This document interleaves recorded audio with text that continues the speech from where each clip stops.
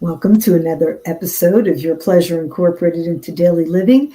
I'm your host, Ellen Nicholas Rathbone, sensuality consultant, life coach, and enthusiast for pleasure in its most wonderful forms. Today, I want to talk about the menage-a-trois.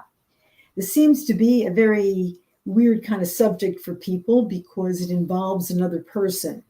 And with all the high time rate of cheating going on, a lot of people are very reticent to even consider a menage-a-trois. And I'm not encouraging it one way or the other.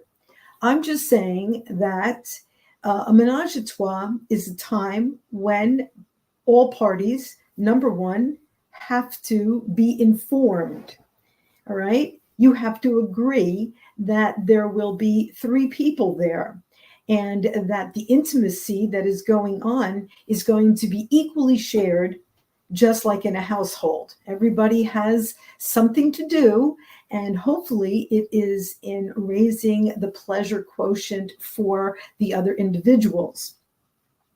There can be no jealousy in this kind of a situation because that really has no place in a situation like this. Once you agree that you're going to have another person there, whether it's another man or another woman, you have to agree that they're company. And just like company is coming to visit, everybody is on their best behavior. Nobody is acting in any kind of a way. That's where the other part is. It's a very honest exchange in a lot of ways because you don't want to leave your partner out. So you ask your partner, would you mind if we had someone else here? And this way, if they want to enjoy the variety of someone else, it's not behind your back. It's not doing something that is cheating on the relationship. In fact, if anything, it is adding an element of excitement and spontaneity to the already relationship. Now, most menage-a-trois situations do not last for very long. They are a short-lived relationship that people need to find out who they are and what they really want from a relationship, and also to find out about each other. So as a one-night stand, or as a situation where a couple has someone come over regularly, that will be for just a certain amount of time. I don't know how much time. I'm not them. But at one point, ownership is going to rear its ugly head. One way or the other, someone's going to want to own somebody else in that relationship totally to themselves, and the third person is going to be out. And it doesn't even have to be the original relationship. You never know how that's going to work. So it's a little experimental. It's definitely exciting, but you have to understand, just like anything else that's a super treat, there's a beginning, a middle, and an end. And if you think you're going to continue it on, then you're looking at a situation where you're going to be a sister wife, or you're going to have more than one husband. No, who the heck wants more than one husband? Or I know men want more than one wife, but there's a lot of work that goes into having two women. And especially the older the fellow gets, because his sexual response slows down and he can't possibly keep that going. So like I said, short-lived, maybe even just occasional, just to spice up a relationship, but certainly not for the long run. Another thing that's really important about the menage-a-trois is that there's two basic kinds that have come out through history. One is the German menage-a-trois, which is two men with one woman. And the other one is the Japanese menage-a-trois, which is two women and one male. And that seems to be the one that the guys want all the time. They want to see two women, their woman and another woman all over them, and or with each other. And that's just exciting, and it's wonderful, and everybody's having fun. That's wonderful. But remember, if you ask your partner if you can have a menage a trois and another woman over, be prepared that she will also want a menage a trois of a German nature, which is two men and a woman. And if you can't handle that, then you cannot handle the other. You understand? Because what's good for the goose is good for the gander. And the male being the gander, remember, she gets to pick the other gander. You don't get to pick somebody for her because every woman has what she wants and desires about a partner. And you can't pick that for her. As much as you imagine that you've got her all figured out, you can't pick that for her. So there's a little complications in there. But if everybody comes forward with respect and willing to communicate and willing to leave emotional love kind of attachments outside, okay? Because that's not what this is about. This is a sharing of pleasure on a whole different level, on a whole different scale. And it's sort of the forbidden, guilty pleasure that every adult at some point fantasizes about, at least.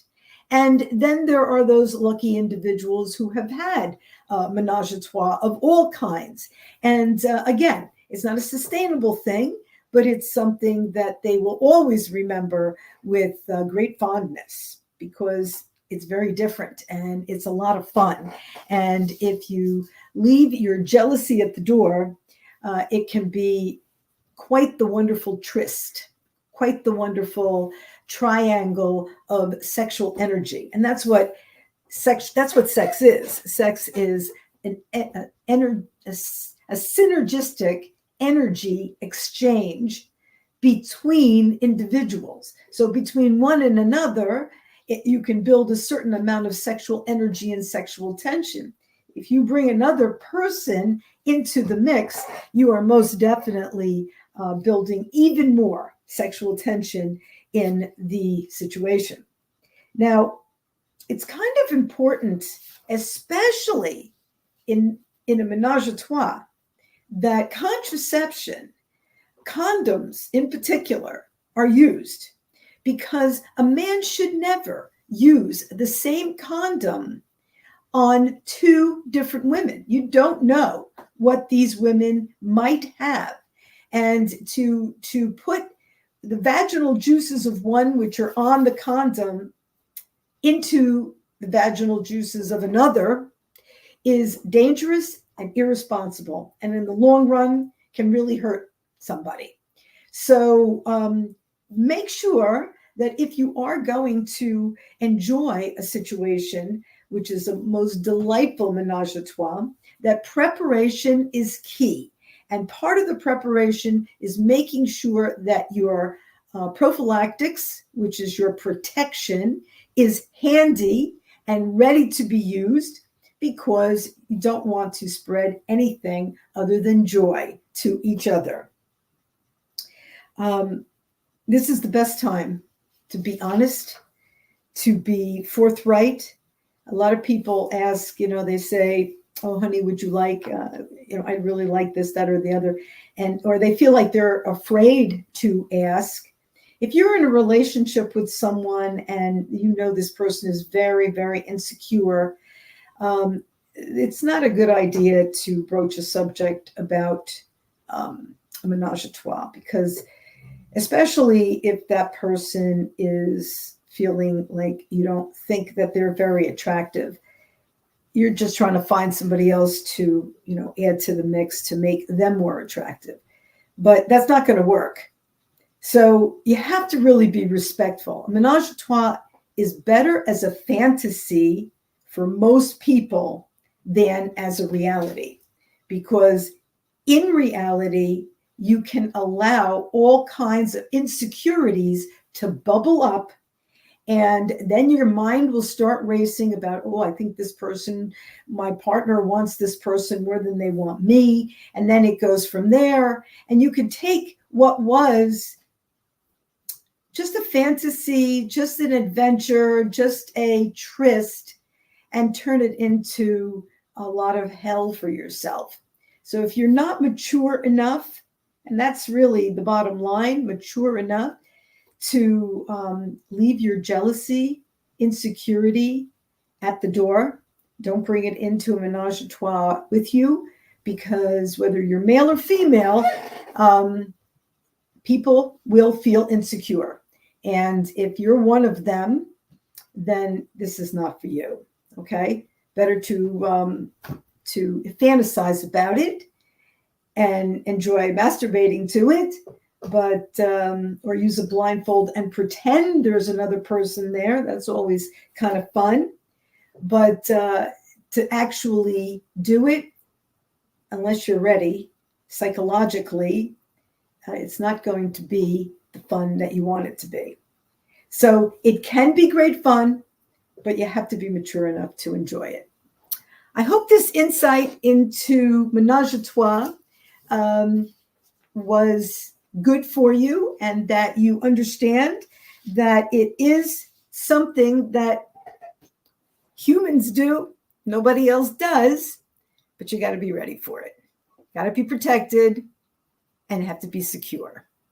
Good communication skills and respect for one another, and it can be one hell of a dynamic tryst.